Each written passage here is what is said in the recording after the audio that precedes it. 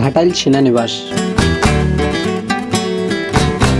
Hello guys, পরিশেষে আমি আসলাম ঘাটাইলে।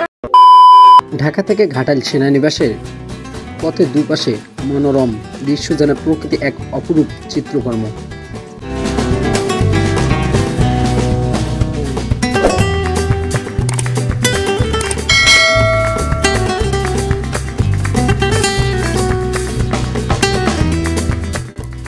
সারি সারি গাছ, সবুজ মাঠ এবং ছোট ছোট গ্রাম আমাকে প্রকৃতির সৌন্দর্যে মোহিত করবে।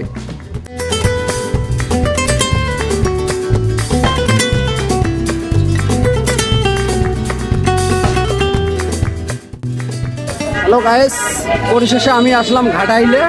এখন ঘাটাইল থেকে আমাকে ঝরকা বাজার যাইতে হবে, ঝরকা ক্যান্টনমেন্ট। হ্যাঁ ভাই, ঝরকা যাবেন? শেষ অবধি থাকুন, আমি ঝরকাতে যাচ্ছি। ওখানে লাস্ট ইন্ট্রোটা আমি আপনাদের মধ্যে তুলে দেবো।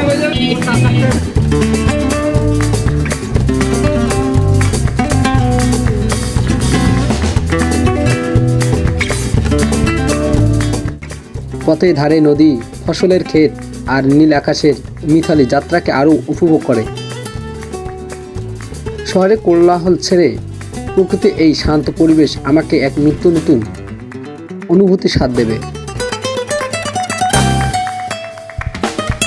পরিশেষে চলে আসলাম ঝরকার বাজার। আসলে ঝরকার বাজার থেকে এখন আমাকে যাইতে হবে মাহবুব গেট। আমি ক্যান্টনমেন্টে, এটা হচ্ছে গেট। আচ্ছা যাই হোক, আমি যাচ্ছি সেই ক্যান্টনমেন্টের মাহবুব গেটে যাচ্ছি। ওখান থেকে আমার মামাতো ভাই আছে, ও আর্মি, ওর সঙ্গে মিট করবো।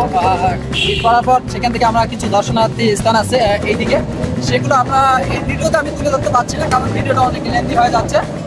আর বিষয়টা হচ্ছে, আমি এইরকম আরও ভালো ভালো ভিডিও আপনাদেরকে উপভোগ করার চেষ্টা করতেছি। যতটুকু আমি পারতেছি আপনাদের মধ্যে আমি উপস্থাপন করার চেষ্টা করতেছি। আর অবশ্যই সবাই ভিডিওতে লাইক করবেন, আর বিশেষ করে কে কোথা থেকে ভিডিওগুলো দেখতেছেন অবশ্যই কমেন্ট করবেন, আর কমেন্ট করে জানাবেন কে কীরকম ভিডিও চাইতেছেন, কোথাকার ভিডিওগুলো চাচ্ছেন। আমি ওই রিলেটেড ভিডিও মেক করে আপনাদেরকে